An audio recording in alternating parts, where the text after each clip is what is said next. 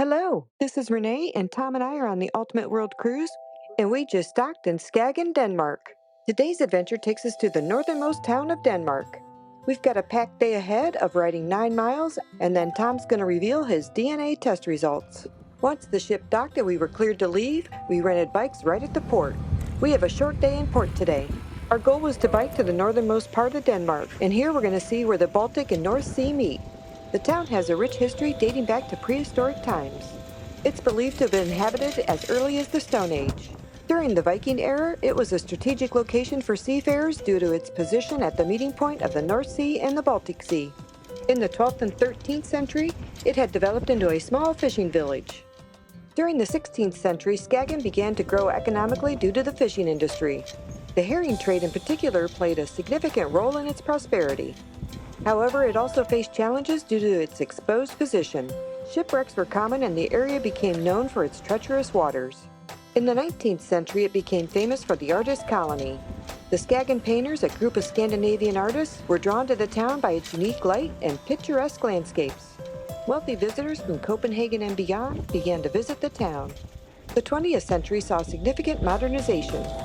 However, during World War II, it was occupied by the German forces.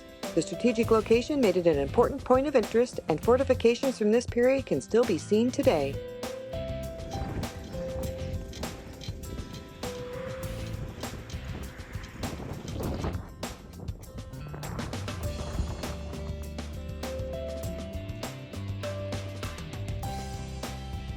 Off our bikes, lock them up, and start walking to the sea.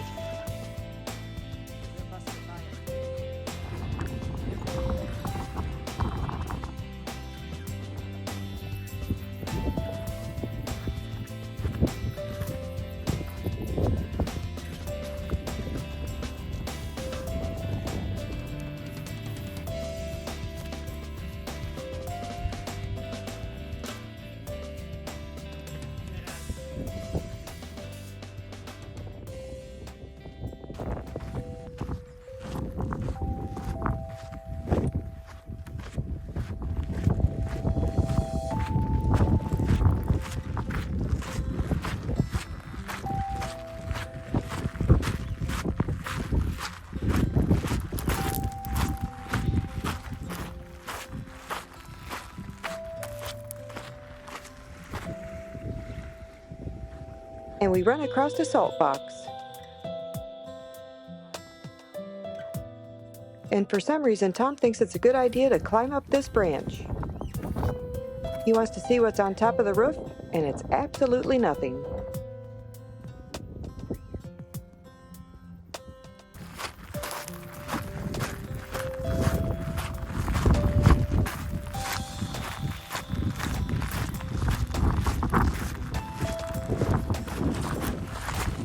It is absolutely gorgeous here. We now have a mile walk to get where the two seas meet.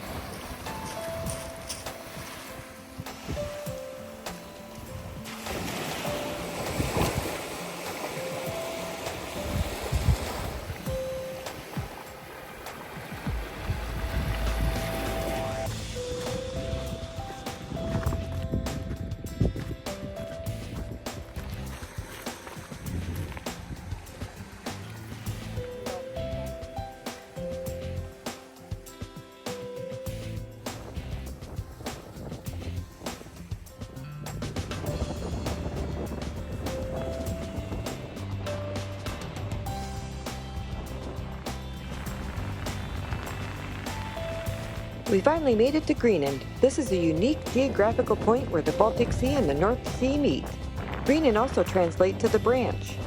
The different densities and salinities of the Baltic Sea and North Sea cause visible waves clashing against each other, creating a dynamic and mesmerizing scene.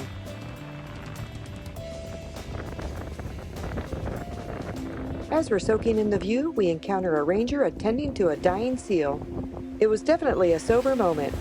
The ranger made a tough decision to end the seal's suffering. It was definitely surprising, and after that, we biked back into town.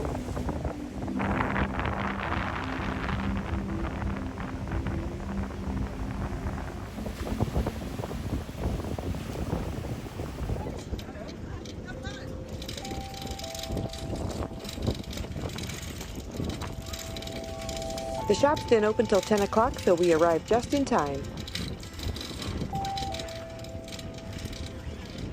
These brick roads were very bumpy.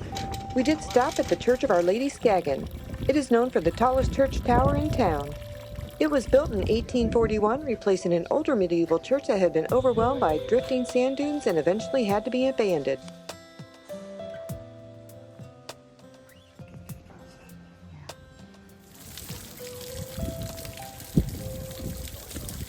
With the early all aboard, we headed back to the ship.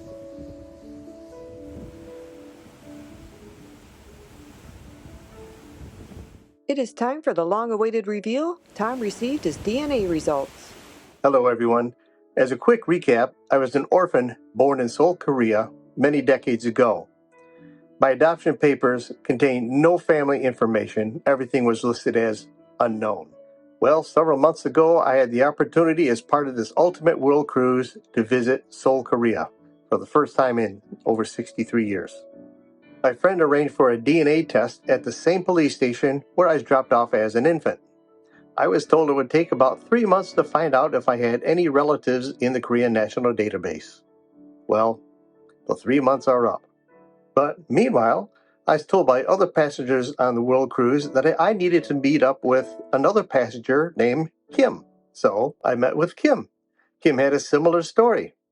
She was abandoned at birth in Seoul, taken to the same police station where I was taken, and also taken to the Holt orphanage, where I was also taken. She had a photograph of her adoption papers, and I had a photograph of my adoption papers. They looked remarkably similar. Neither set of adoption papers contained any parental or family information. I was adopted and flown to the United States in January of 1961. Kim was adopted and flown to the United States in March of 1961. What are the odds of two orphans connecting 60 years later? Now on to the DNA results. After 3 months of waiting, I finally got the DNA results back. After thinking maybe I was a twin abandoned at birth, and how I was so going to mess with people if I had an identical twin brother who spoke Korean. I got the results. No matches. They'll keep my DNA on file for the next 10 years, so if someone registers in the future, I'll get a notification if there's a match. But at least I met someone who I was in the orphanage with.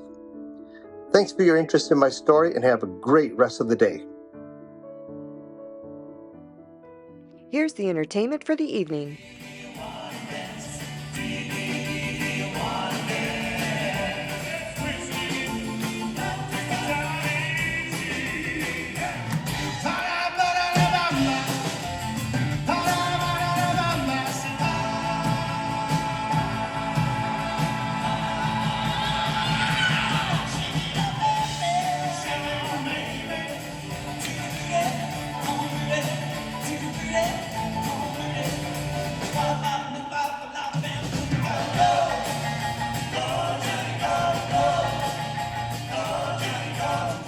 Here's our itinerary for the next 4 ports. Make sure to like, subscribe, and ring that bell for more adventures from every corner of the globe. See you at the next port.